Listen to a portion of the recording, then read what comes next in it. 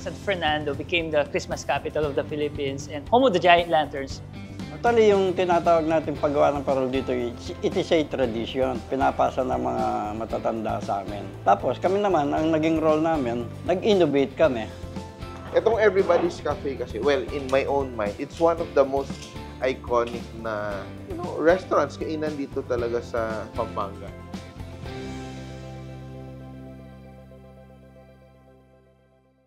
Pampanga has been such a blast so far.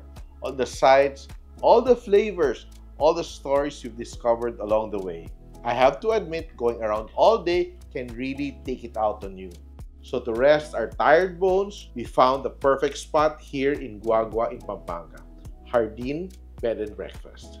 It's cozy, surrounded by nature, and just the kind of place that helps you slow down, breathe, and take it all in. Jardin Bed and Breakfast opened its doors in September of 2021. At first, we used to have couple lang, or small families. But now we are also getting larger families. We have barkadas. A lot of those that are from the city, those that really wants to get away from the city, it's only about an hour and a half away. But we're also getting guests as far as overseas. We wanted a place where people can be away from, especially those that are from the city, no? So it's a place for you to just be happy and relax.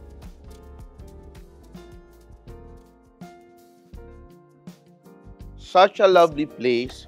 Ito siya. This used to be a factory and warehouse of furniture makers. And I will just show you this detail. Sobra akong na-fascinate dahil mga old nila na gamit, they transformed it to something beautiful. Like this table, which is actually, parang look at it ha, pang illusion niya is suspended by this real forklift. Grabe, it's such a creative space, the very rustic, very natural, and it feels like a old world meets new, sustainable, beautiful, magical even. And this is one of the villas. And galing na ako nagkape and breakfast. Outdoor al fresco. You see there's a stream and a little nook. Ganda. As in, it's so charming. And if you come here with your friends, family, barkada, katrabaho, it's such a experience. Hello, Leslie! How do you describe the look? It's mix of different styles. It's very eclectic, di ba? Yes, it's very eclectic. So it's a mixture of industrial, but we soften it, a little bit. And I even see, eto, sobra kong fascinated dahil these are like native patterns, di ba? Mga weaves. And look at the couch. I so love it. We have tried to maximize whatever materials that we can recycle. So it's a mix of found and recycled. Yes. Repurposed. Remember that this used to be a warehouse. So a lot of materials from the flooring to the staircase, this used to be from the office, even the door. Some of the materials from the upholstery of the sofas were scraps from the furnitures that we do. And I really like it. Like, in my room is so bongga. I think I have one of the biggest spaces here, no? Yes. Sobra akong fascinated because, di ba, ang ganda-ganda. But there's this one poste, isang poste lang sa may stairway na exposed ang beam and exposed ang yung metal. Yes. Sabi ko, eto, genius to na it's natural, very subtle, pero it's really like a design statement. It also gives you an idea that it has a story to tell. We don't want to cover up what it was before. So we wanted people to understand and to see, Sabi ko, how it ang galing nito na it's such a parang subtle design device in the whole interior. Yes. Na if you are not keen, hindi mo siya mapapansin. Parang correct. Dead mo lang siya, pero sabi ko, poetic element. Pero look at that, it feels so like lived in. It feels like, parang feeling mo an artist lives here. Yes. Di ba parang ganun na, who would think it's, there are a lot of elements na you wouldn't expect. We just wanted Akala ko siya a room. very simple sleeping area, diba? Dear, But we're come over and see what a simple living area looks like. It feels like your treehouse. Parang lang nagka-camping kayo with all this detail. because with the height that we have, since it was a warehouse, but sayang naman. So we converted it into a loft type. It feels so cozy. It feels so intimate with all this detail. So Yeah. tell me more about this place. How did it come to be? So you had this property before. This Yes. was your... We had this property since the 90s. It used to be our factory, no, for the furniture. So we were exporter, but unfortunately, in 1994, we had to leave because that's the time that the lahar came down no, from the mountains of Mount Pinatubo. So we left the property and then decided to stay in Tarlac City. So naiwan itong lugar na to. But during the pandemic, you know, we went fishing here, no, and then my dad said, "I'll give you 2,000 square meter each," you know, and then decide whatever that you wanted to do. So I was fortunate enough to have part of it as a warehouse and then just constructed it from there. So if you look around, kasi when you enter here, there are like Yes. parang iba't ibang establishments like Correct. bars, cafes. So that's part of the entire property ng family. Yes. Each sibling is given A portion. portion for us to develop by How ourselves. many siblings ba? 4. 4. Yes. Even the furniture company that we have are 4 companies. So kanya-kanya. And also your personality shines through because you're managing something that is your Yes. own piece of the pie. Correct. Diba? Oo. So ito, this is more like your personal taste. Yes. And I like your style. Thank you.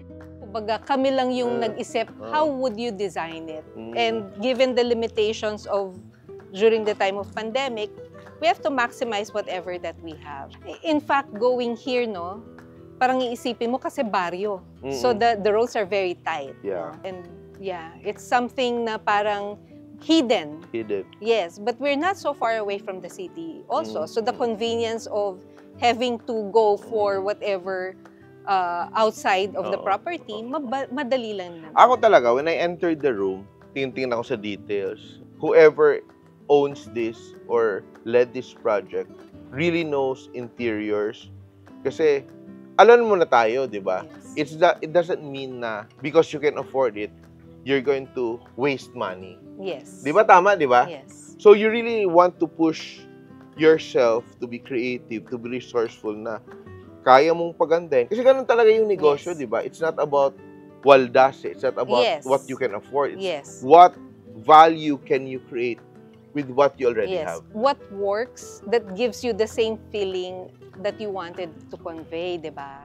Meeting Leslie was truly inspiring. Hearing her story about their family business got me thinking about another iconic Kapampangan offering, Pampanga's Best. I had the chance to visit their plant and see firsthand how they make their famous tocino. From here to our tables, it's no wonder why Filipinos can't get enough of it. But a lot of people don't know this. There is an actual proper way of cooking tocino. Apparently, I've learned today, there's a proper way of cooking tocino. So, hindi lang siya queso frito ba or whatever. Titignan natin, i-demo nila kung paano ba yung tamang pagluto ng tocino.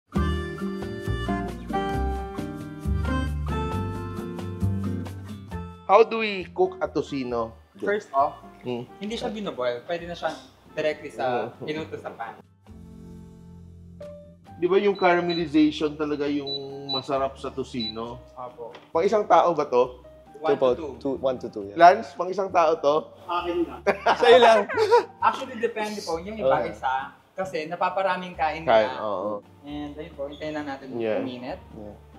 So, para uminit, kailangan mag-pray over daw. Kaya, Di ba? Tiwala lang. Tiwala. So, ito siya, ang ating iba-ibang variant. So may chicken tocino. Then, ito yung Yung classic original. natin, original. yes. Eto. Fatless.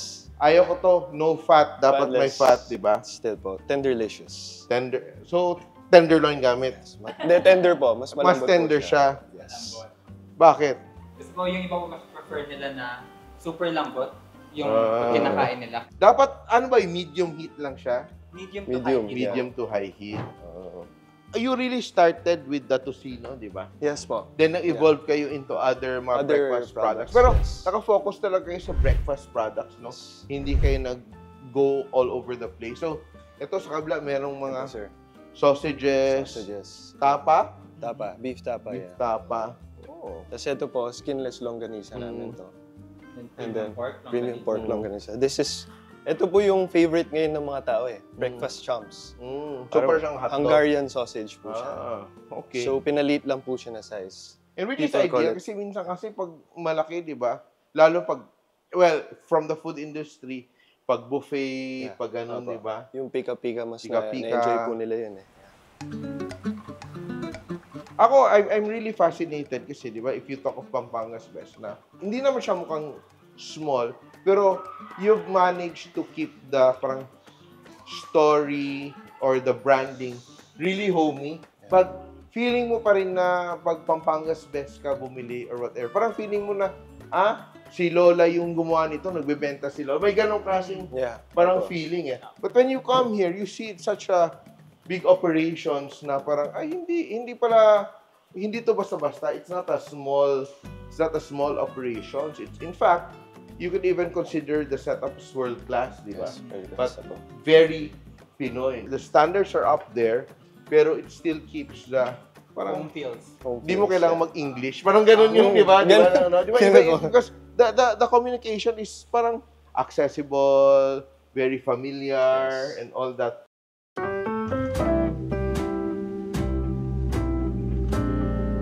Yung lola ko po was a teacher back then. Naisip po ng lola ko na nakukulangan po siya ng time with the family. So, naisip po niya is food industry. Back then, in the late 60s, my neighbor po siya na butcher. Sabi niya, Mare, tulungan mo ako, bilhin mo tong baboy ko.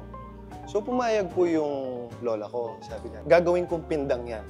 Siyempre po, si lola ko came up with a formula na siya lang. And then, ayun, it gave birth po to tocino.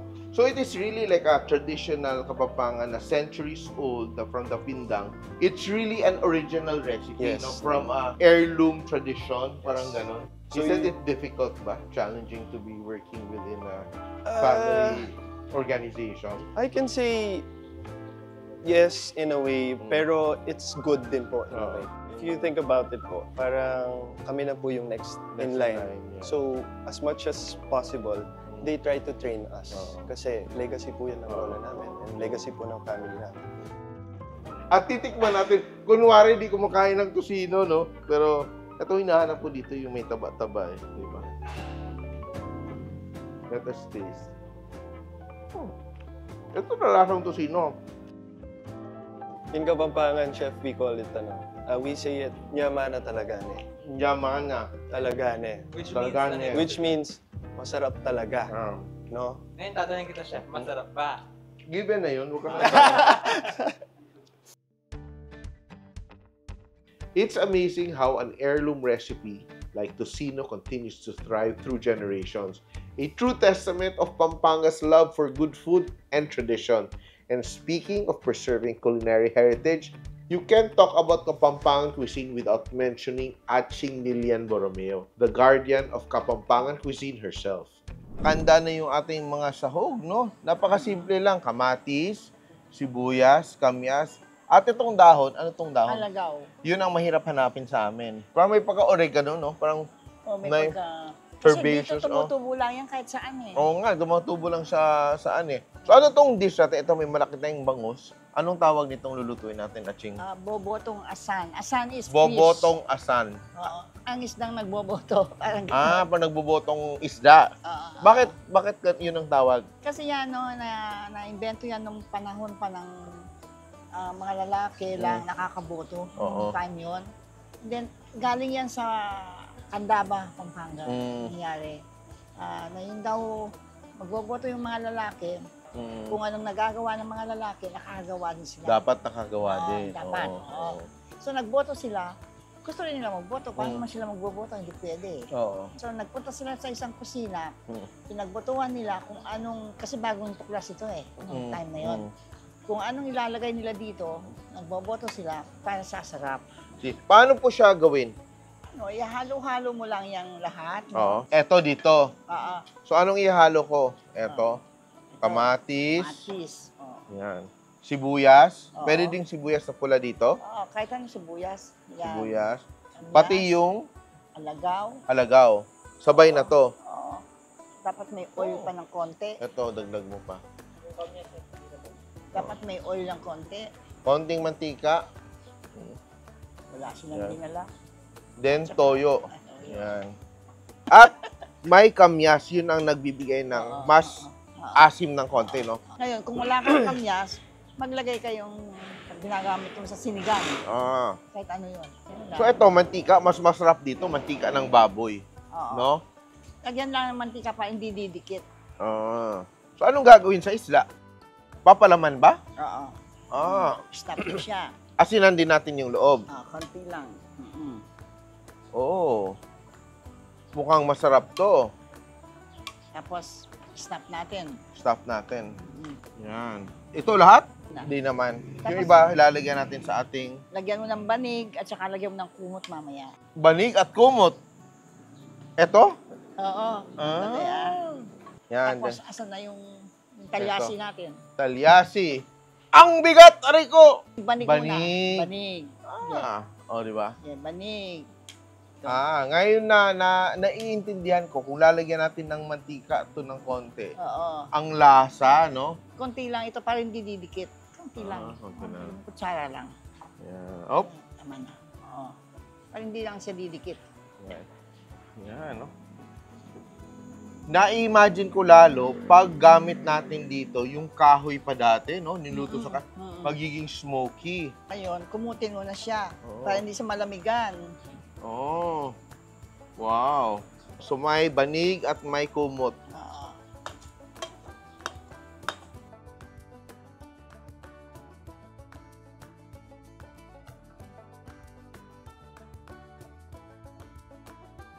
Napakasimple lang. Oo. So ito, antayin lang natin siya maluto, no? Parang pinapakulo at hindi na natin siya hahalo-haluin, hindi mo na siya... Baligtad mo lang. Babaliktad. Back face mo lang. Wait natin siya maluto. Ito talaga, kilalang kilala ka dahil sa San Nicolas Cookies. Ay, oo. Oo. Bago tayong natuklasan ng mga Kastila, ayun, ginagamitan nila ng puting iklog as semen. Yeah. Ayun, Oo. ang pulang iklog, tinatapon. To solve that problem, nagpadala ng yung mga prire, nagpadala ng mga madre para turuan ng mga kababaihan kung paano gagamitin ang excess egyoks na ito. Oo. And the first lesson was Panesilio de San Nicolas. Oo. At halos ikaw na lang yata yung gumagawa ng ganito, no?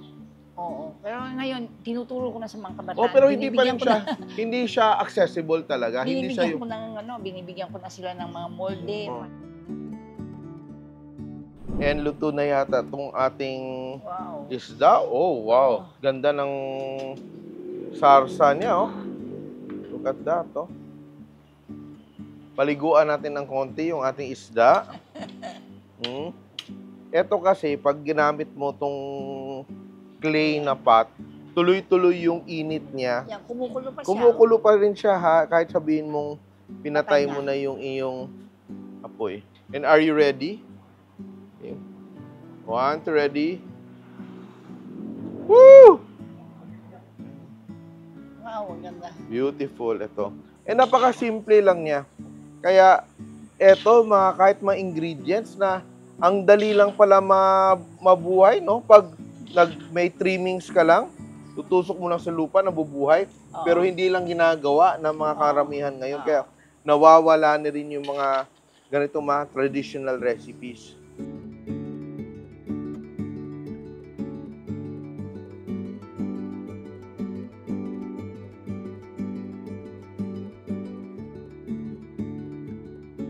Tadan! Ang bongga ng ating handaan. So ito, kapampangan ng mga dishes. Pero titikman ko muna. Kumain muna tayo at Ching, bibigyan kita ng isa. Ano bang parte gusto mo sa ating isda? Yung may tiyan. May chan. Pareho tayo may chan. Kaya pala love mo ako kasi may chan. Then dapat may pasabaw-sabaw, di ba? Type ko to. Basado ba sa'yo, Aching? Ayoko, masarap. Mas masarap ito ginawa mo kaysa ginawa ko. Ay, wow, ha? Kasi matagal eh, binantayan mo eh. Ang sarap niya. At siya, napakabilis lang maluto, no? Napaka-saya ng ating lunch today. And the centerpiece ng ating ulam, yung ating bubotong asan or yung whole fish natin cooked with tomatoes, onions, kamyas, and yung alagaw leaves. Sobrang simple, pero napakasarap, Aching. May kayo, join us. Kain na tayo para masaya yung lunch natin. Sabi mo, Mangantano. Ano po? Mangantano. Mangantano. What an incredible journey it has been here in Pampanga, from Leslie's inspiring family story to seeing how Pampanga's Best continues to share a household favorite, and learning from the guardian of Kapampangan cuisine herself, Aching Lilian Borromeo. It's clear that food here isn't just about flavor, it's about heritage. Every bite and every story is a reminder on how passion and tradition come together in the most delicious way. Master na, oh. Kahit nakapikit siguro yan. Ito, pag kumakain ka dito, relax na relax ka. Problema, pag malma ka, mas marami kang makain. Pero magpasok mo dito, may very like quaint, cozy cafe. Sobrang chill. There are a lot of old stuff. Pero yung feeling mo, very young ang vibe.